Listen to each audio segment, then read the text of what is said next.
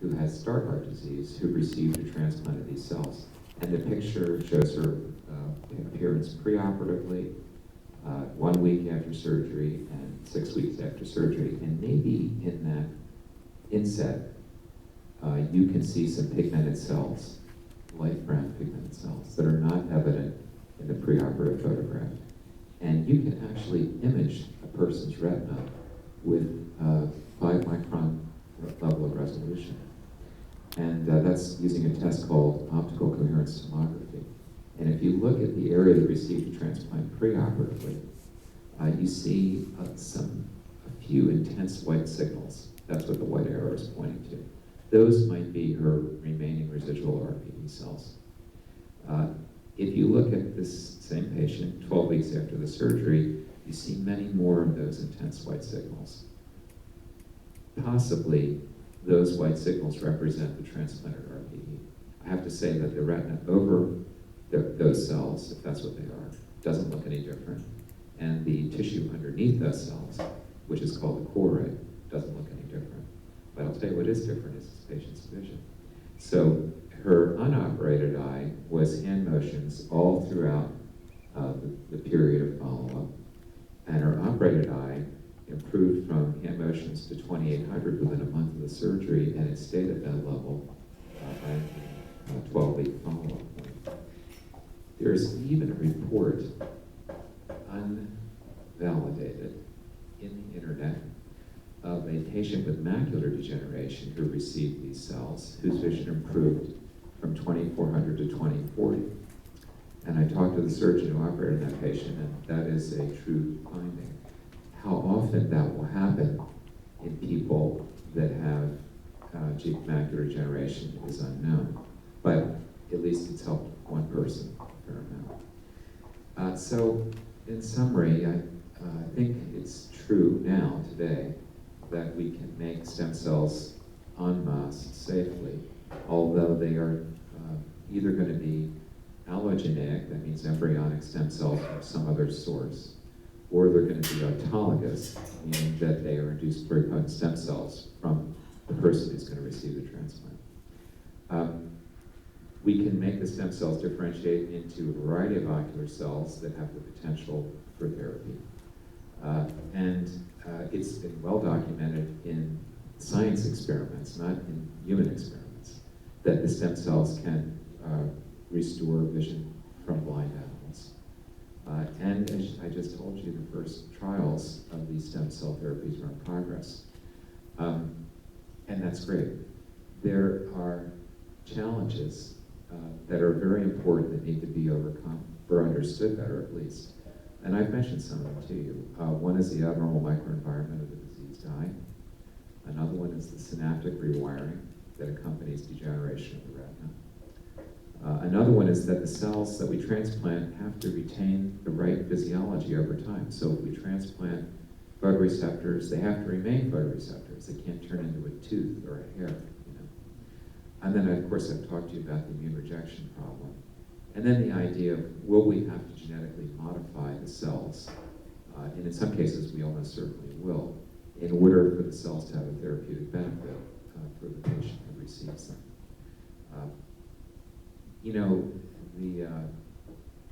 nothing that's important is easy. I think the first kidney transplant that was undertaken was in 1906. The first successful kidney transplant that was done was in 1956. And that guy received, a guy named Murray in Boston. He received the Nobel Prize for that. So don't expect this to happen overnight.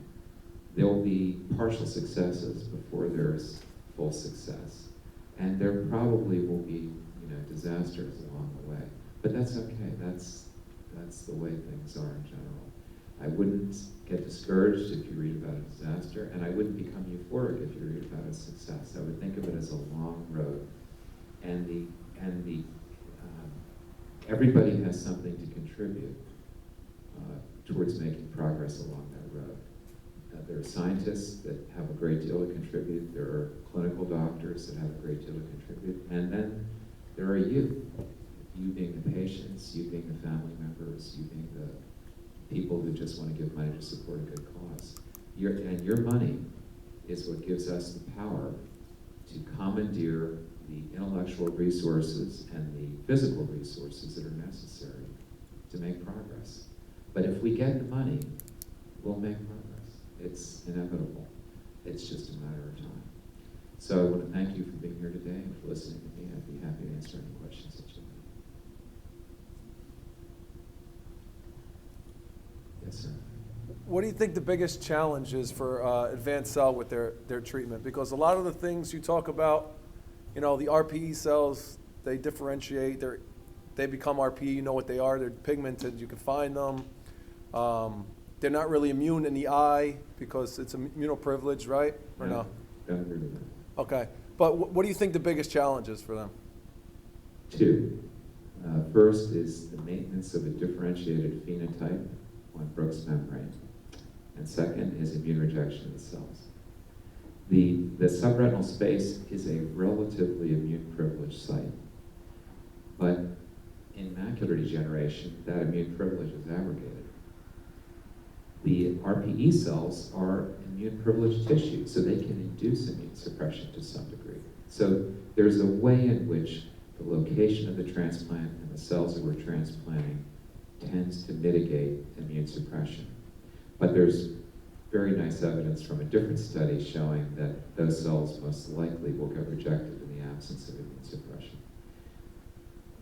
As far as their ability to differentiate properly on Brooks membrane, I didn't go into it in detail, but when I showed the picture of the improved cell survival in Brooks membrane, it's true that the survival is greatly improved, but the appearance of those cells is not entirely normal still. So whether they're going to replace the native RPE cells or not is still an open question. But the good news is, and this is a slide I showed but didn't really talk about, the good news is that those cells, even though they don't look totally normal, do produce critical neurotrophic factors like brain-derived neurotrophic factor and pigment epithelial-derived factor. So even if those transplants don't replace the native RPE cells, they still probably have the capacity to rescue the overlying retina.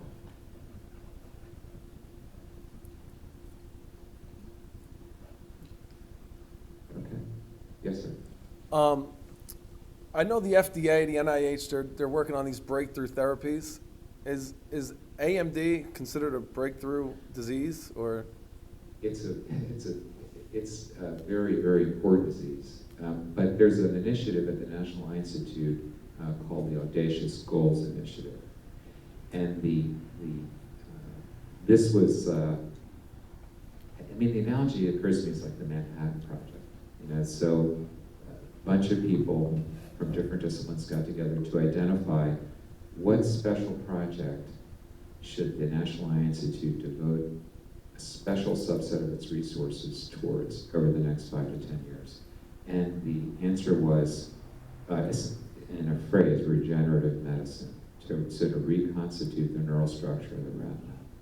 So diseases like AMD and retinitis pigmentosa are perfect targets for that Audacious Goals Initiative.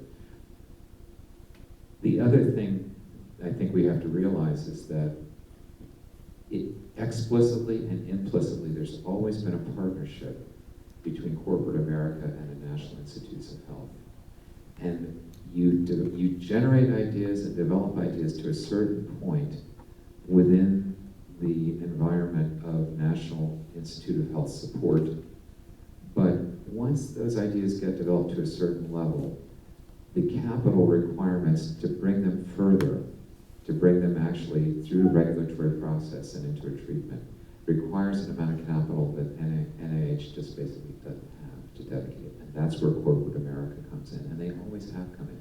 But what they need to see is an opportunity to recover on their investment. So that actually is why AMD is such an attractive disease to them, because there's so many people that have it, that if they develop a cell-based therapy for it, there's no question they're going to be able to recover the investment they make. Remember, you may not realize this, only 16% of phase 3 clinical trials are successfully completed, okay? 1 out of 6. You have to realize that the drug companies are not a bunch of dummies.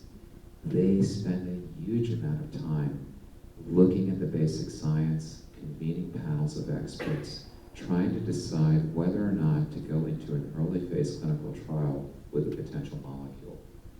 And then, once they get through the phase 1 trial, they spend a huge amount of time trying to figure out if it makes sense, after that first $10 million, to spend another $200 million doing a phase 3 clinical trial.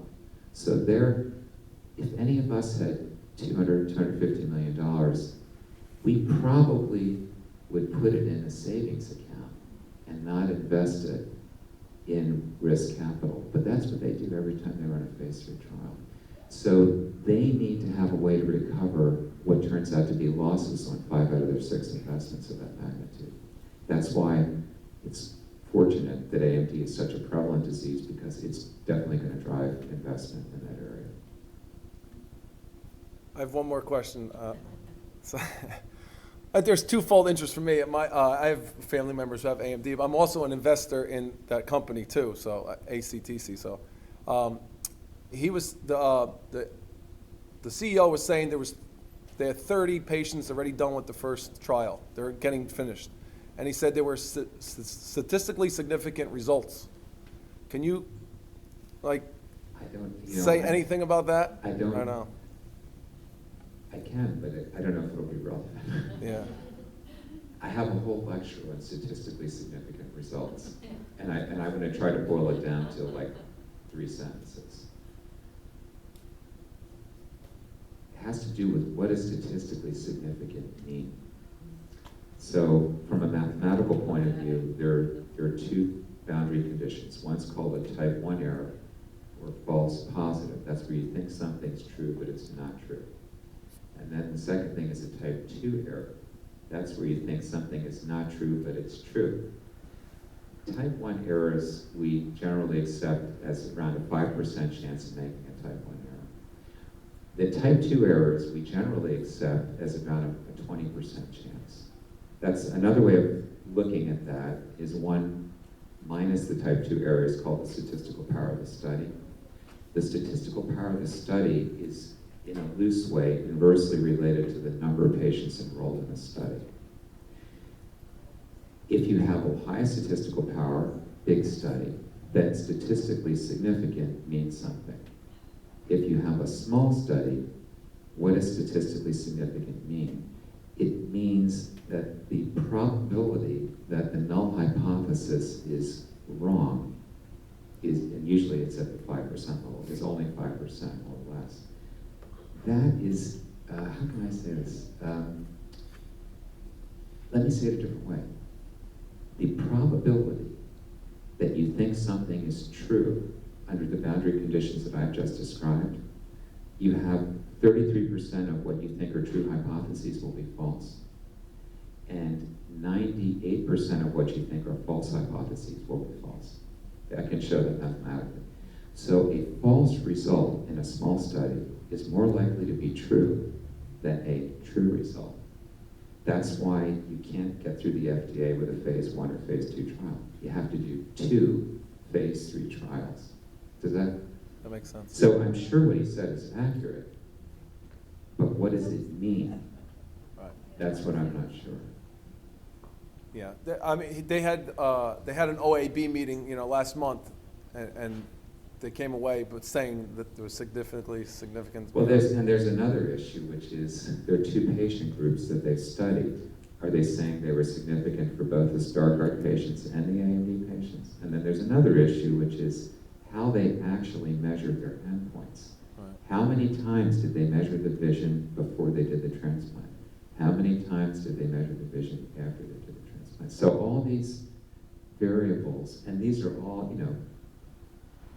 nobody wants to be dishonest, nobody wants to make a mistake, but you can see that with all of this fuzziness, you can't make a lot of conclusions until you see data from a lot more patients, and you need to know, somebody needs to show you precisely what the study design was, so you can understand how much confidence you can have in what a positive or negative result means.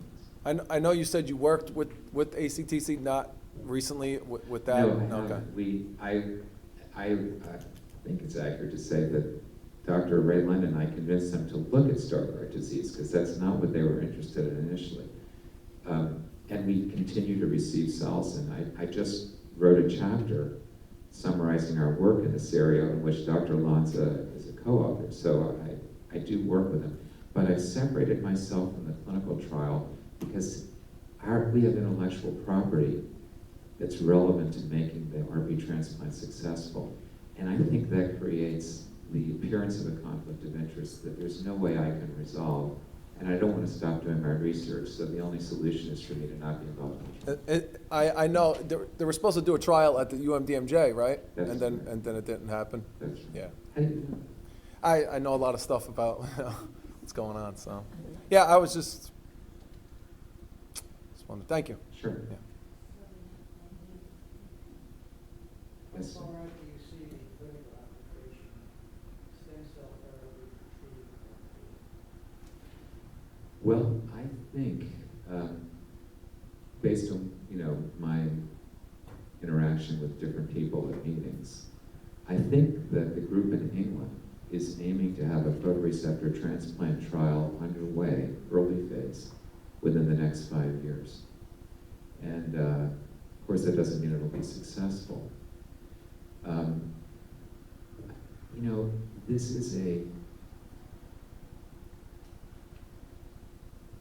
This is a rapidly changing field. And it's a danger for investors, because what's state-of-the-art technology today, which you got to make some commitments to have that trial start in 5 years, is probably not going to be state-of-the-art technology in 3 years. So I predict that as time goes forward, you're going to see more and more small companies enter this area with different technologies, all of which are plausible, and you just don't know which one is going to end up working. So the fact that there's one that's probably going to do it in 5 years, I think in 5 years there'll probably be 3 or 4 or 10 small groups that are trying different versions of this to do photoreceptor replacement. Something I haven't talked about, because I wasn't asked to, is something that completely bypasses all of this, which is called optogenetics. And the way optogenetics works is you take a cell like the ganglion cell, which normally, except for a small subset of them, they're not sensitive to light. But the good thing about the ganglion cells is they don't die in retinitis pigmentosa. And you infect them with a virus that makes them express a protein that's a light-sensitive ion channel. What does that do? What that means is that once these ganglion cells are infected with this virus, they start expressing a protein on their surface, so that when you shine a light on those cells, they signal an action potential. Well, that's what the photoreceptors make them do. The photoreceptors are the light-sensitive cells that, through that intermediary bipolar cell, make the ganglion cell send an action potential. Well, now all of a sudden, you realize that. You realize, gosh, there's 1.1 million ganglion cells in your eye. There's one other thing you need to know to see how this could work.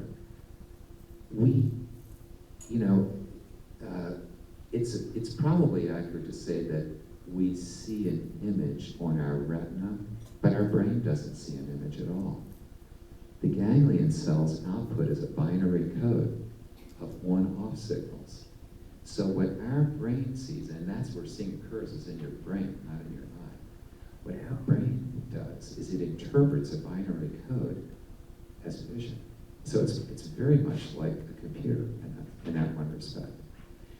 Well, if you stimulate the ganglion cells so that they generate the right, so like picture my face, shined on your retina, generates a bunch of binary code signals to the brain.